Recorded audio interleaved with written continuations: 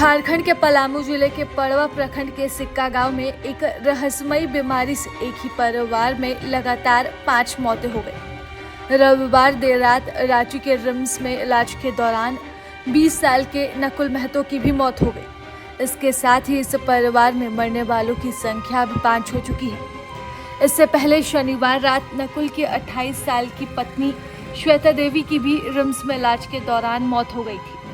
परिवार की एकमात्र बची सदस्य लाखो उर्फ लाखी देवी का इलाज अभी रिम्स में चल रहा है। इस पूरे मामले में अंधविश्वास भी एक बड़ी वजह बनकर सामने आया है। बताया जा रहा है कि परिवार के मुखिया कुलदीप महतो और उनकी बेटी बबीता कुमारी की मौत के बाद भी परिवार के बाकी सदस्य डॉक्टरों से इलाज कराने के बजाय झाड़ फूक और ओझागुनी पर भरोसा करते थे।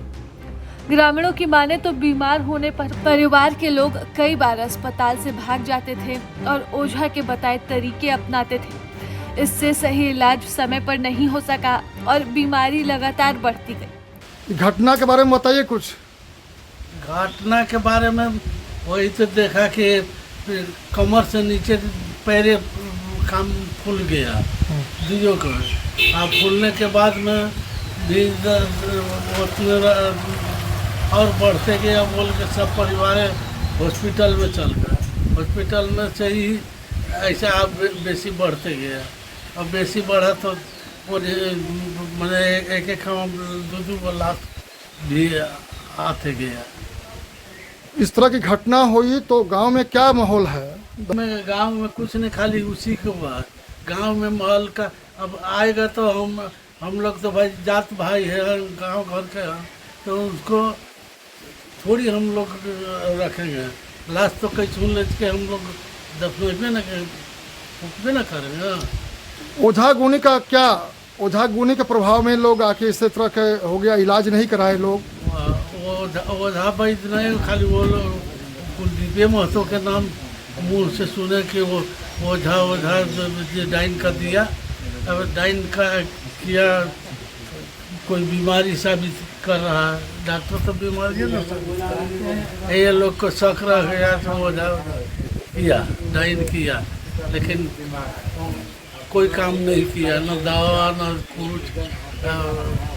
गया एक एक करके 5-5 आदमी मर गया।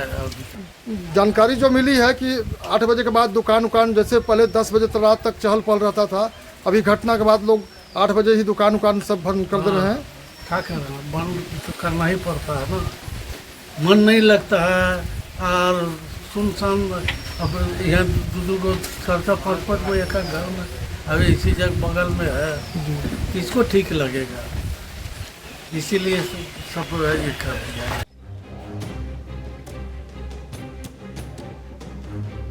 गांव वालों ने यह भी बताया कि करीब 6 महीने पहले जब परिवार का एक सदस्य बीमार था, तब वे एक ओझा के पास गए थे।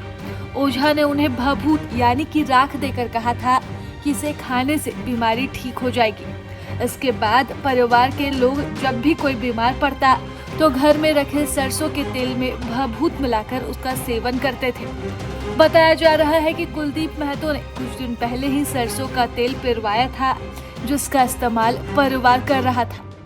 जानकारी की माने तो 19 जून की रात कुलदीप महतो की बेटी हुई थी। इसके अगले दिन 20 जून को सुबह उनकी बेटी बबीता कुमारी ने भी दम तोड़ दिया। इसके बाद परिवार के अन्य सदस्य भी बीमार पड़ते गए और इलाज के दौरान उनकी भी मौत हो गई। घटना के 1 सप्ताह से अधिक समय बीत जाने के बाद भी स्वास्थ्य विभाग अब तक बीमारी की सही वजह का पता नहीं लगा सका है।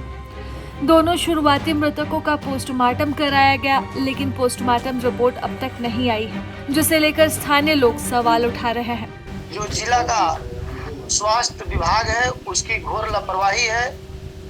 इतना घटना घटने के बावजूद भी जिला प्रशासन, उपायुक्त महोदय आज तक उस पीड़ित परिवार के घर पे या उस गांव के भी दौरा नहीं कर पाए कि उनके घर में इस तरह से कंटिन्यू एक के बाद एक क्यों डेथ हो रहा है, और नहीं आज तक उन्हें किसी भी प्रकार की सरकारी लाभ मुआवजा प्रदान किया गया।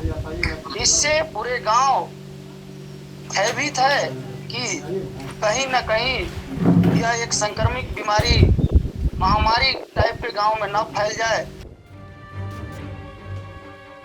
सामुदायिक स्वास्थ्य केंद्र के प्रभारी चिकित्सा पदाधिकारी डॉक्टर श्रवण कुमार मेहता बताते हैं कि काफी समझाने के बाद मरीजों को इलाज के लिए रांची रिम्स भेजा गया था, लेकिन वे बार बार अस्पताल से भाग जाते थे और इलाज से बचते थे। आखिर वे ऐसा क्यों कर रहे थे, ये समझ पाना मुश्किल था।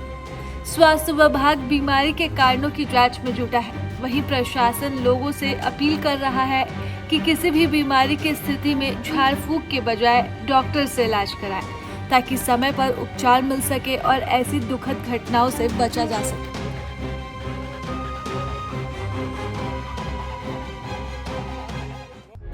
प्रभातखबर.com, विश्वास वही, रफ्तार नहीं।